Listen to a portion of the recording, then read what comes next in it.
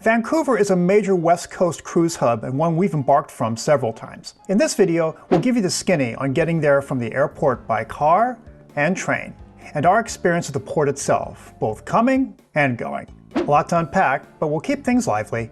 I'm Troy, and this is the Port Lowdown. Vancouver, British Columbia sits at the west coast of Canada, a spitball distance from the US border with Washington State. This is a major city with lots of attractions on its own, but it's primarily a hub for cruises along the US West Coast, such as to or from Seattle or San Francisco.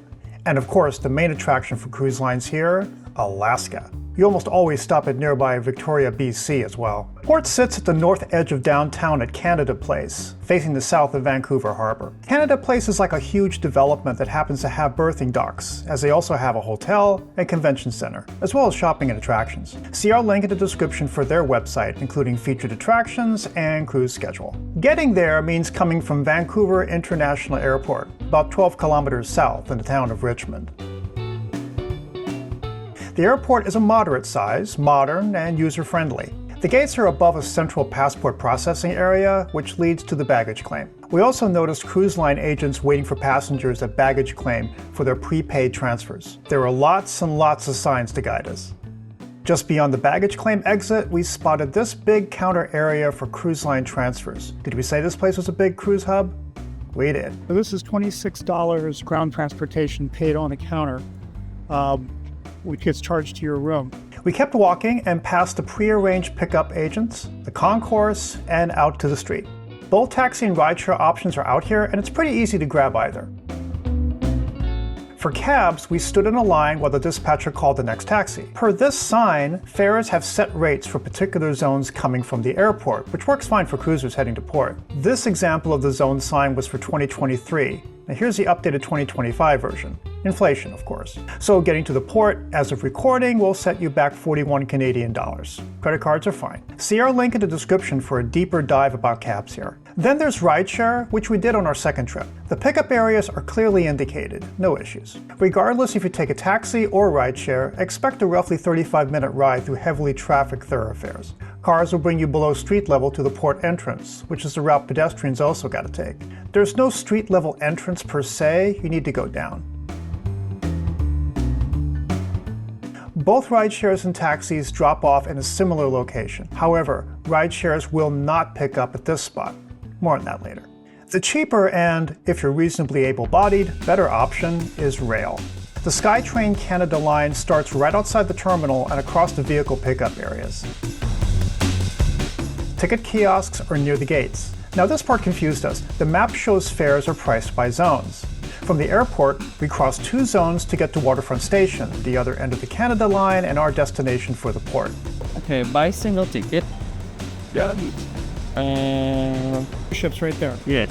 Okay, so that's two zones. Sure.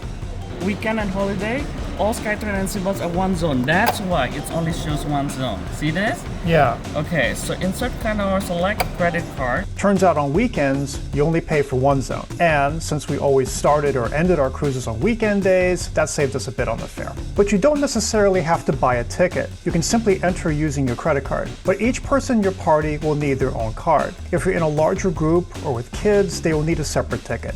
Anyway, the train was great. Ample room for luggage and even some thoughtful design touches.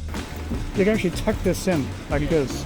There's like a little compartment so you can kind of tuck at least the rollaway stuff. So that's pretty nice. We also discovered this great app that can help track and give you additional options. This is transit, and it has a lot of transit system all over the world. They detect your GPS where your location is, and then they open up all different possibility you want to go. So it's the same thing like Google Maps, except this one's specific to public transport. The train ride took about 25 minutes, which, with additional walking, makes the total trip about 35 to 40 minutes. You'll need to use that able body of yours for the brief walk to the port. Here, things got a little confusing.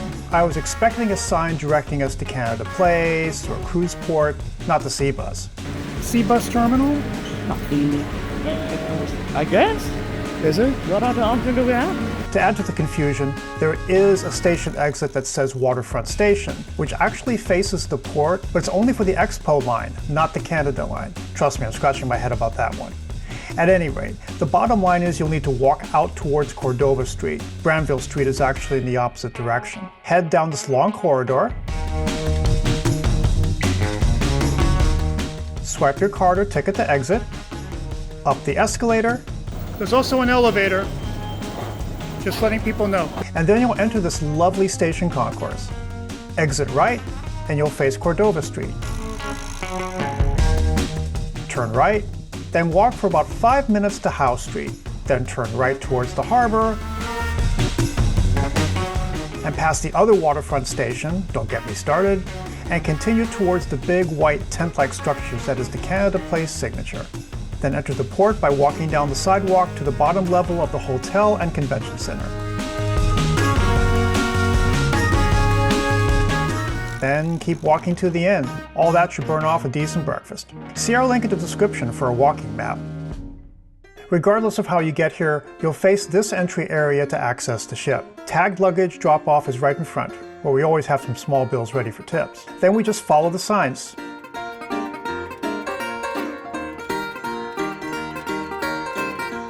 Inside, it's frankly confusing at first. Lots of signs going every which way. But agents and signs guided our next steps per our cruise line. Up the escalator, down this hallway, and to this check-in area inside a huge hall. We just followed along. We needed to, since it can feel a bit strange going up to check-in, then going down again, past the immigration area to our ship entry. Lots of walking. But clean bathrooms and helpful staff. In fact, our first cruise here we got in late, so the check-in area was closed, but an agent was waiting for us right at the gangway to give us our medallions. Thanks, princess. Although we had to ask around to get clear about where we needed to go. We were getting sent to the wrong lines. For the most part though, although it might feel like pin the tail on the donkey without the blindfold, staff will get you to your ship.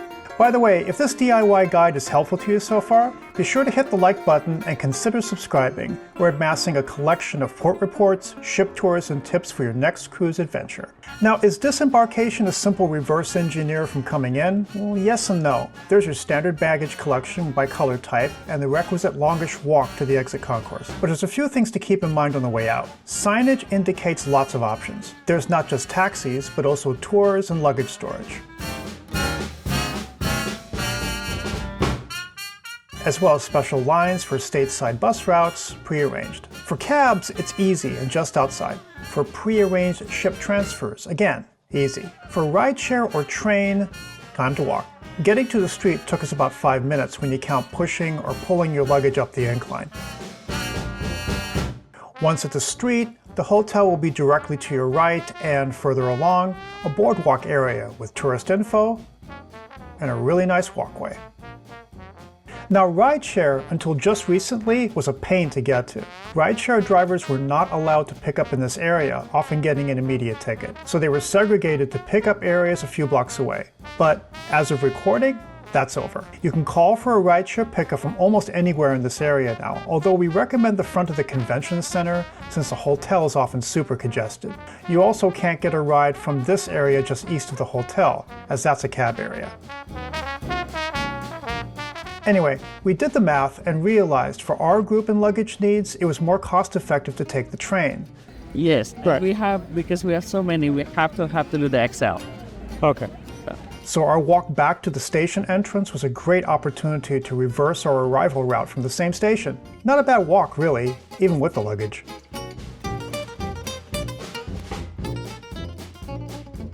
And a smooth ride experience back to the airport. The airport station even provided luggage carts, which was very much appreciated. All in all, we love Vancouver's setup, especially the train. Just don't mind the walk. Even rideshare or taxi can be cost-effective if the math works for your group. Now, coming to or from here, I'd sometimes dock in San Francisco, which is quite a fun port on a sunny day. But it rains just as much as it shines there. No worries, there's still lots to do indoors. I have a video of my discoveries for fun, rain-protected activities in San Francisco here. And as always, keep your comments and suggestions coming. We aim to answer them all and help build our DIY cruiser community. Happy travels!